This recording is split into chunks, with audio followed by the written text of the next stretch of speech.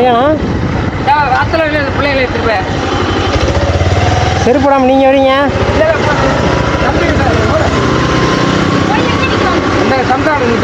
ஓடு ஓடு ஓடு ஓடு ஓடு ஓடு ஓடு. அவர் செருப்பு போடாமல் வராது. இல்லை போ போ போ. நான் அந்த கரெக்டா பேக் எடுத்துக்கிட்டேன் வாங்குறேன். இது வைக்குவாங்கல்ல வம்சம் அங்கே நின்றுங்க. வண்டியில் கிராஸ் பண்ண முடியாது. பத்து பொறுமையாக காலேஜ்